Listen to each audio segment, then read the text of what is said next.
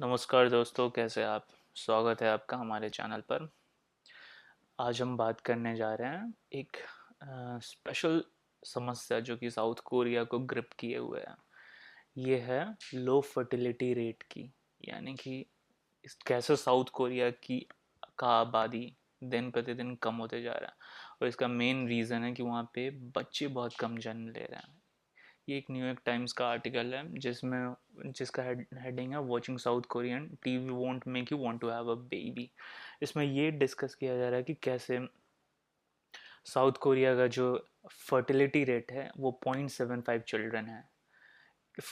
TFR total fertility rate का मतलब ये होता है कि एक महिला के रिप्रोडक्टिव एज के दौरान कितने बच्चे उसको होते हैं पूरे जीवन में, रिप्रोडक्टिव एज के दौरान। तो नॉर्मली रिप्लेसमेंट लेवल कहते हैं 2.1 को। कहने का मतलब है कि अगर 2.1 का रिप्लेसमेंट रेट अगर टोटल फर्टिलिटी रेट का रहता है, तो यानी कि वो पॉपुलेशन किसी कंट्री का स्टेबल रहता है। अगर मान लीजिए फॉर एग्जांपल साउथ कोरिया का अगर फर्टिलिटी रेट 2.1 रहता है, तो उसका जो भी अभी करंट पॉपुलेशन है उसी लेवल पे वो रहता है। अब इसका ये 2.1 क्यों होता है, पहले मैं ये समझा दूँ। मान लीजिए किसी भी एक कपल को एक्चुअली दो बच्चे होते हैं, एक मेल चाइल्ड और एक फीमेल चाइल्ड, एक बॉय और एक गर्ल। इसी तरह मान लीजिए पॉपुलेशन में सभी के एक बच्चे, एक लड़का और एक लड़की होता है। तो ओवरऑल ये इंटर मैरी करके ओवरऑल पॉपुलेशन जो रहेगा वो सेम ही रहेगा। अब इसमें 2.1 क्यों होता है? क्योंकि हो सकता है किसी का डेथ हो जाए, हो सकता है किसी स्पेसिफिक कारण से वो शादी ना करे। इस तरह से हम थोड़ा एक तरह से टॉलरेंस लेते, इसलिए 2.1 पकड़ते। नहीं तो कहने का मतलब अगर दो बच्चे हर एक परिवार का हो तो उस कंट्री का पॉपुलेशन जो रहेगा वो स्टेबल रहेगा। इसीलिए टोटल इसको टोटल फर्टिलिटी रेट का वैल्यू 2.1 को हम रिप्लेसमेंट लेवल कहते हैं। कि कहने का मतलब है कि अगर इतना किसी भी कंट्री का अगर TFR रहता है, टोटल फर्टिलिटी रेट रहता है, तो उसका पॉपुलेशन स्टेबल रहता है। तो साउथ कोरिया का जो टोटल फर्टिलिटी रेट है वो 0.75 चिल्ड्रन पर वुमन है। यानी कि एक औरत को अपने टोटल रिप्रोडक्शन एज में एक भी बच्चा लगभग नहीं हो रहा है। ये आप समझ सकते हैं कितना बड़ा समस्या है। इससे और इसका माने अनुमान लगाया जा रहा है कि इस सेंचुरी के एंड तक, मीन्स यहाँ पे अगर बात बोले तो 2100 तक इनका पॉपुलेशन जो है अभी करंट पॉपुलेशन के आधा हो जाएगा। अब इससे आप समझ सकते हैं कि ये समस्या जो है वो कितना भयावह रूप ले सकता है एक समय के बाद में। इसका कारण माने एक्सपर्ट्स बोले तो एक्सपर्ट्स का माना जाए तो बहुत होता है। जैसे कि बहुत सारे कारण हैं, जैसे कि हाई कॉस्ट ऑफ लिविंग। उसके अलावा जो है कि आजकल का जो एक कल्चर बन गया है कि डिलेड मैरिज जो हो रहा है। उसके अलावा जो है पेट्रियार्कल नेचर जो साउथ कोरियन सोसाइटी में है, जिसके कारण में वुमेन जो है एक तरह से शादी नहीं करना चाहती हैं, बच्चे नहीं चाहती हैं। इसका ही एक एग्जांपल है कि वो फेमिनिस्ट 4B मूवमेंट जो कुछ समय पहले शुरू हुआ था साउथ कोरिया में। 4B जो साउथ कोरियन वर्ड्स हैं, इसका मतलब होता है कि वुमेन डेट नहीं करेंगी मेन के साथ, सेक्स नहीं करेंगी, मैरी नहीं करेंगी और उनके बच्चे नहीं जन्म देंगी। तो ये इसी को दर्शाता है कि कैसे एक पेट्रियार्कल सोसाइटी का भी एक रिपरकशन है कि इसका फर्टिलिटी रेट पे कैसे इसका प्रभाव पड़ रहा है कि जो महिलाएं हैं वो बच्चे नहीं चाहती हैं।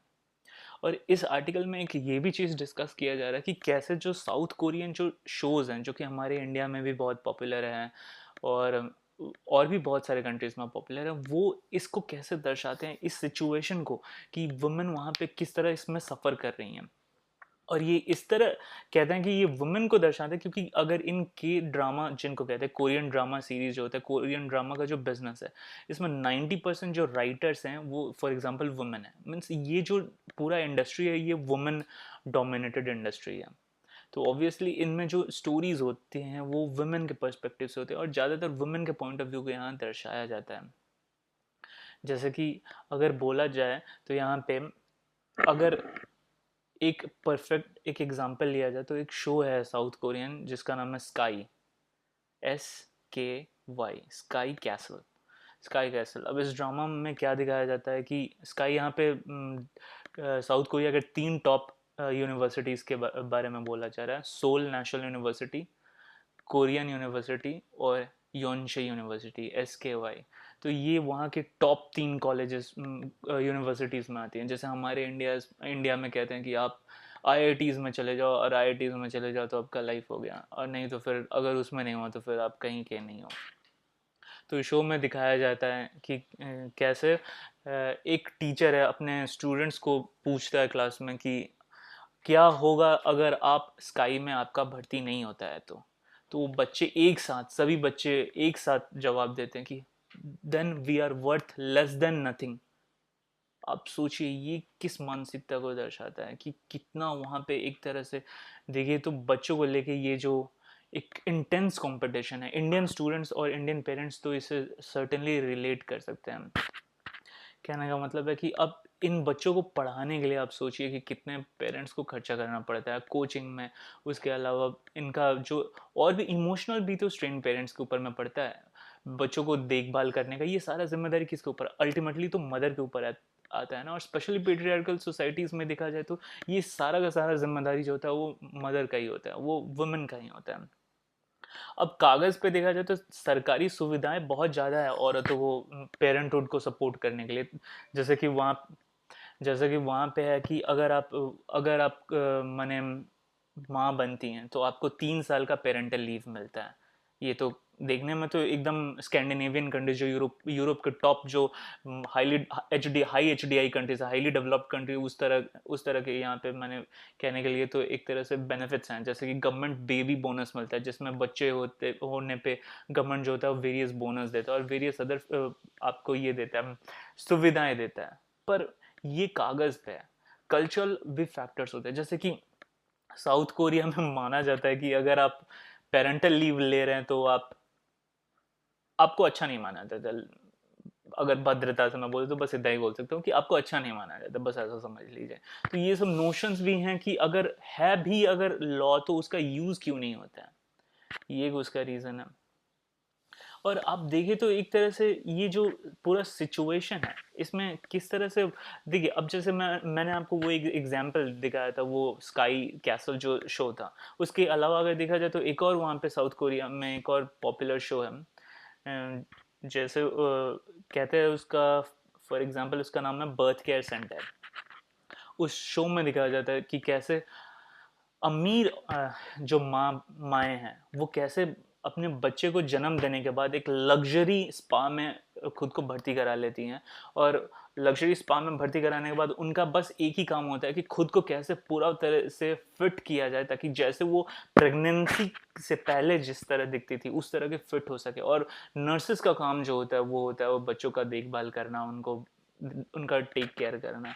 तो ये भी चीज़ दिखाता है कि कैसे वुमेन को वहाँ पे एक तरह से देखा जाए तो वहाँ पे इंटेंस कंपटीशन को फेस करना पड़ता है कि उनको एक तरह से आउटडोर जो सिचुएशन है, जो उनका जॉब है, वहाँ पे भी उनको एक्सट्रीमली ये कॉम्पिटिटिव एनवायरनमेंट है तो वहाँ पे उनको परफॉर्म करना पड़ता है। और उसके अलावा जो है फिर उनको अपना घर का भी बच्चों को देखभाल करना पड़ता है। तो इससे आप समझ सकते हैं कि इस तरह से। और ये जैसे एग्जाम्पल जैसे इस शो में जो दिखाया जा रहा है उसमें क्या है, उसमें एक्सट्रीम वेल्दी वुमेन ऐसा कर पा रही हैं, मिडिल क्लास वुमेन तो ऐसा कर नहीं पाएंगे। गरीब जो तबके की जो माएँ हैं वो तो ये नहीं कर पाएंगी। तो उनका क्या फिर सोल्यूशन बनता है? उनका सोल्यूशन तो फिर यही बनता है ना कि प्रेग्नेंट ही मत हो आप समझ रहे हैं। इस तरह से ये सिचुएशन जो है वो खराब होते जा रहा है।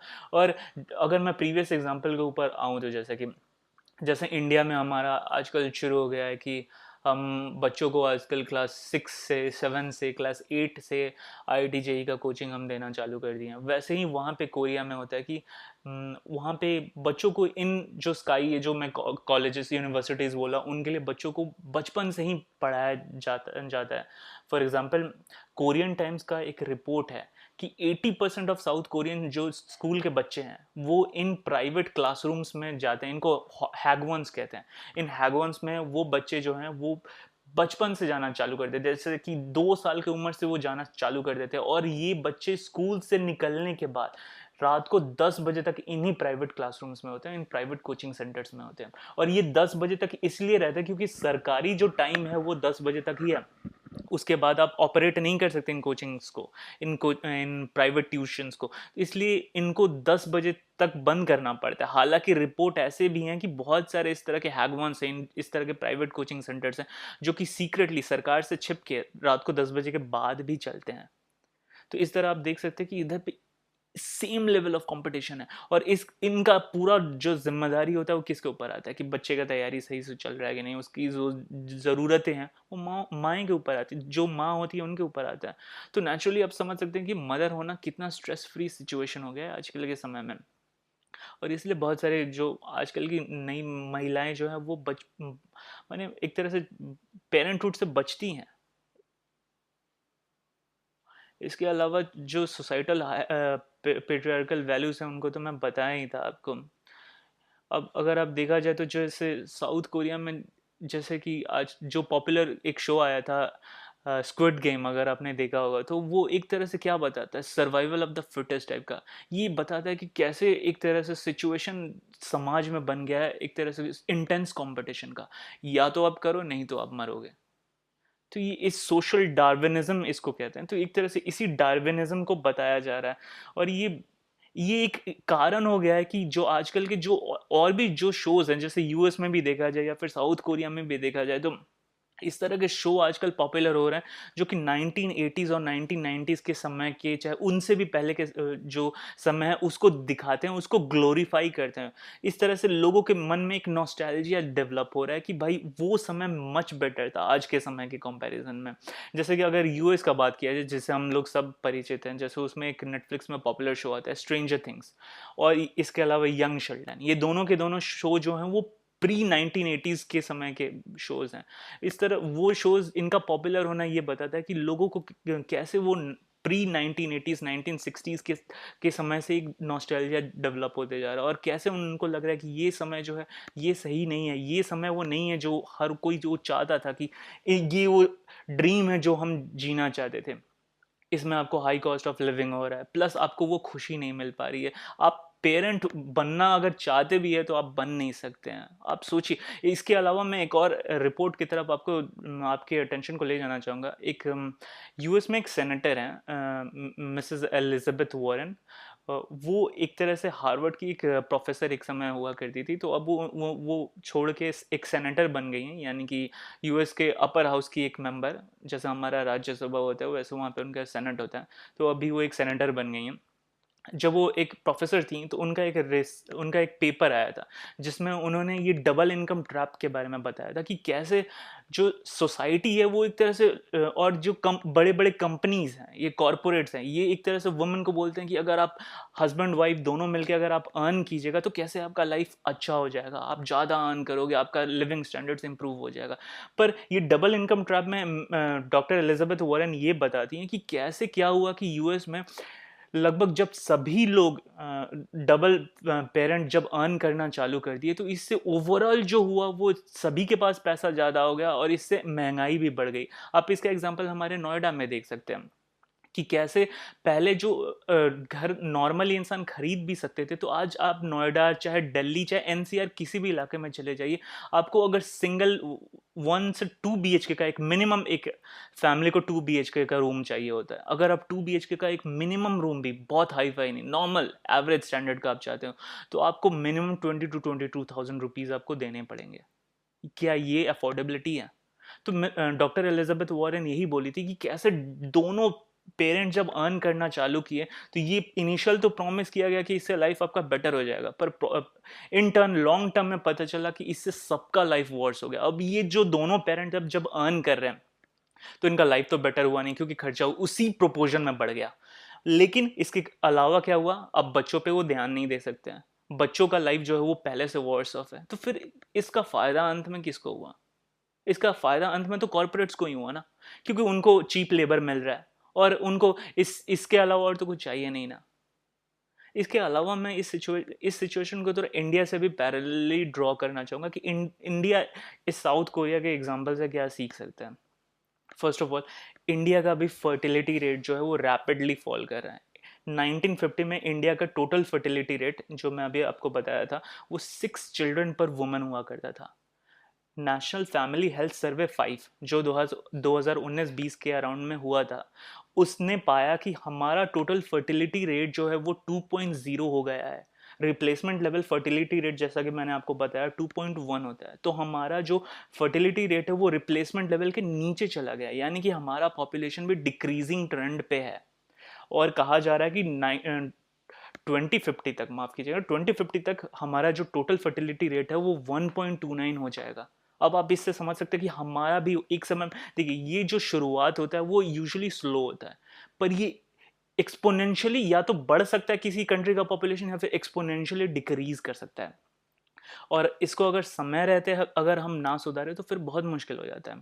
फॉर एग्जांपल अगर चाइना का देख लिया जाए तो चाइना ने 1980s के समय में उसने अपना वन चाइल्ड पॉलिसी लाया था, और उसके बाद पॉपुलेशन कंट्रोल करने का उसने तरीका अपनाया। पॉपुलेशन डिक्रीज तो हो गया, डेफिनेटली डिक्रीज हुआ चाइना का पॉपुलेशन, पर अब वो चाहता भी है, जैसे वेरियस इंसेंटिव्स गवर्नमेंट दे रहा है कि चाइनीज वुमेन ज़्यादा बच्चों को जन्म दे, पर इस ट्रेंड को वो रिवर्स नहीं कर पाया है। उसने वन चाइल्ड पॉलिसी को हटा दिया, उसने इंसेंटिव देना चालू किया, पर फिर भी पॉपुलेशन बढ़ नहीं रहा है, क्योंकि जो वुमेन अब नए मॉडर्न लाइफस्टाइल में एडजस्ट कर चुकी है, वो पुराना लाइफस्टाइल में नहीं जाएंगे कि 4 बच्चे हो या फिर 5 बच्चे, वो नहीं जाने वाली हैं। तो इस सिचुएशन को मैनेज करना इतना ईजी नहीं होने वाला है। इसके अलावा इंडिया के लिए इकोनॉमिक और सोशल रिस्क क्या क्या हो सकते हैं। जैसे इंडिया का अगर आप जाने तो इंडिया दुनिया का सबसे मोस्ट पॉपुलेटेड कंट्री है, हमारी आबादी दुनिया की सबसे ज़्यादा आबादी है। तो इससे कहते हैं कि इंडिया जो है वो डेमोग्राफिक डिविडेंड निकाल सकता है। इस पॉपुलेशन के मदद से इंडिया जो है अपने ग्रोथ को, अपने डेवलपमेंट को फ्यूल कर सकता है। हमारा पॉपुलेशन जो हमारे विकास का इंजन बन सकता है। पर अगर आप ध्यान से देखें तो इस पॉपुलेशन को अगर हम सस्टेन ना कर सके तो फिर हमारा तो डेमोग्राफिक डिविडेंड बनने का जो सपना है वो तो अधूरा रह जाएगा। इसके अलावा अगर सोशल रिस्क का बात किया जाए तो उसमें ये है कि अगर मान लीजिए जैसे कि आज हमारे देश में पेंशन स्कीम्स हैं, और जो एल्डरलीज के लिए, वृद्ध जो पेंशन योजना चाहे अदर सोशल सर्विसेज जो हैं, उनके लिए अगर इन सारे पेंशन स्कीम्स, चाहे ये जो वृद्ध जनों के लिए जो हमारा स्कीम्स होता है, उनका एक ही फंडामेंटल होता है कि जो वर्किंग पॉपुलेशन है वो अगर ज़्यादा रहेगा तो उनसे हम थोड़े टैक्स कलेक्ट करके एल्डरली को हम सपोर्ट कर सकते हैं। पर अगर हमारा ऐसा सिचुएशन हुआ कि हमारे एल्डरली पॉपुलेशन ज़्यादा हो गए और वर्किंग एज पॉपुलेशन अगर कम हो गए, इसको रिवर्स पिरामिडल स्ट्रक्चर कहते हैं, तो अगर ऐसा हुआ तो फिर हम अपने एल्डरली को सपोर्ट नहीं कर पाएंगे। उस समय में वो जो वर्किंग एज पॉपुलेशन है वो इतने एल्डरली का बर्डन उठा नहीं सकते हैं, और हमारा पूरा सोशल सर्विस जो स्कीम है, जो सोशल सिक्योरिटी जो स्कीम्स है वो कोलैप्स कर सकता है। पूरा हेल्थ केयर सिस्टम इस सिस्टम में कोलैप्स हो जाएगा, इस सिचुएशन में कोलैप्स हो जाएगा। तो इसलिए अगर पॉपुलेशन डिक्रीज करता रहा तो ये भी एक मेजर प्रॉब्लम हो सकता है बाद में। अगर इंडिया में भी देखा जाए तो अभी जो फर्टिलिटी जो डिक्लाइन हो रहा है, जो हमारा टीएफआर जो डिक्लाइन हो रहा है, उसका क्या क्या रीज़न है, तो वो भी थोड़ा बहुत साउथ कोरिया से पैरेलल ही है। अगर आप देखा जाए तो यहाँ पे राइजिंग कॉस्ट ऑफ लिविंग है, जिसमें आता है कि आपका हाउसिंग का जो कॉस्ट है, एजुकेशन का कॉस्ट है, हेल्थ केयर का कॉस्ट है, वो सब जो है वो एक तरह से हमारा कॉस्ट ऑफ लिविंग बढ़ा है। अगर मैं मिसाल के तौर पे बात करूँ तो जैसे कि मैंने अभी आपको बोला कि कैसे यहाँ पे अगर आप रेंट पे भी एनसीआर में घर लेना चाहें तो आपके लिए कितना अनअफोर्डेबल हो गया है। अगर उसके अलावा अगर आप देखें तो हमारा इंश्योरेंस पेनिट्रेशन जो है वो इकोनॉमिक सर्वे 2024 के हिसाब से हमारे देश में 3.9 के अराउंड है। ये वर्ल्ड एवरेज 7% से भी कम है। यानी कि अगर आपको हेल्थ केयर, अगर कोई प्रॉब्लम आ जाती है तो फिर उसमें तो इलाज में ही आपका बहुत पैसा चला जाता है। तो इस तरह से कॉस्ट ऑफ लिविंग, एजुकेशन सब बढ़ते जा रहा है। इसलिए बहुत सारे परिवार हैं जो कि कम बच्चे चाहते हैं या फिर नहीं बच्चे चाहते हैं। जैसे इसको एक ट्रेंड कहते हैं, डिंक, DIN के, डबल इनकम नो किड्स। इसमें पेरेंट्स दोनों जॉब कर माने दोनों कपल्स जॉब करते हैं पर उनका कोई बच्चा नहीं होता है। अब बताइए ये कैसा सिचुएशन है। इसके अलावा अगर देखा जाए तो और भी फर्टिलिटी डिक्लाइन करने का कारण है जेंडर इनइक्वालिटी, चाहे अनइक्वल बर्डन ऑफ चिल्ड्रन। इसमें क्या होता है कि जॉब तो हो सकता है कि हस्बैंड और वाइफ दोनों कर रहे हैं, लेकिन अब देखें तो जॉब जाने के बाद औरत को ही यूजुअली क्या होता है कि उसको बच्चों को भी देखना पड़ता है और घर का भी काम करना पड़ता है। इसलिए बहुत सारी जो आजकल की महिलाएं हैं वो नहीं चाहती हैं कि बच्चे हों हमारा। इसके अलावा एक और चीज़ है सोसाइटल चेंजेस, जैसे कि हमारे इंडिया में भी है, डिलेड मैरिजेस बढ़ते जा रहे हैं। और वुमेन जैसे जैसे कि वर्कफोर्स में एंटर कर रही हैं, जैसे जैसे जॉब कर रही हैं, उन वो भी ऑब्वियसली थोड़ा प्रेगनेंसी को डिले करना चाहती हैं, और डिले इसके कारण और हो जाता है बच्चों होने में। और इसके अलावा शिफ्टिंग करियर प्रायोरिटीज़ है, जैसे आजकल हमारा प्रायोरिटी अब वो नहीं रह गया जो पहले था। अब हमारा प्रायोरिटी है कि कैरियर में हम कैसे आगे जाएं, कैसे ज़्यादा पैसे कमाएं। तो ये सब भी फैमिली साइज को डिक्रीज़ करने में हेल्प कर रहा है। जैसे कि अगर मैं फॉर एग्जांपल एक पर्सनल एनेक्डोट दूं, तो मेरी एक फ्रेंड है जो कि बेंगलुरु में जॉब करती है। वो उसने मुझे बताया कि यहाँ पे कैसे ज़्यादातर जो कपल्स हैं वो मैरिज देरी से करते हैं, और उनके कारण, और उसके उसका ये कारण होता है कि उनका प्रेगनेंसी में प्रॉब्लम होता है, और उनको आईवीएफ टेक्नोलॉजी का यूज़ करना पड़ता है प्रेगनेंसी के लिए। और इसका एक मेजर आउटकम ये होता है कि वो यूजुअली 1 और मैक्सिमम 2 बच्चों पे वो रुक जाते हैं। क्योंकि अगर आप जाने तो IVF technology is costly for the middle class, so obviously जो लोग हैं वो इसके कारण भी एक देखा जाए तो फॉर एग्जांपल पॉपुलेशन डिक्रीज हो रहा है, हमारा बच्चे कम हो रहे हैं। अब इसमें सीख हम ये साउथ कोरिया को देख के ये हम सीख ले सकते हैं कि भाई, कि सिर्फ अगर आप पेरेंट्स को, आप सिर्फ परिवार को अगर फाइनेंशियल इंसेंटिव्स दो, कि पैसे दे दो, चाहे चाइल्ड केयर में सब्सिडीज दे दो, तो इससे सुधार नहीं होने वाला। अगर सुधार इससे होने वाला रहता तो चीन इससे बेटर हमसे कर ज़्यादा फाइनेंशियल इंसेंटिव्स दे रहा है, वो तो नहीं कर पाया। साउथ कोरिया भी दे रहा है, वो भी नहीं कर पा रहा है। तो इसका मतलब ये है कि फाइनेंशियल इंसेंटिव्स तो गवर्नमेंट की तरफ से जो पॉलिसीज है वो तो है, पर इसमें सोशल रिफॉर्म्स भी लाने पड़ेंगे। सोसाइटी को भी जागरूक करना पड़ेगा कि कैसे पेरेंटिंग जो है वो उसमें एक तरह से देखा जाए तो दोनों कपल्स का, हस्बैंड और वाइफ दोनों का इक्वल पार्टिसिपेशन होना चाहिए।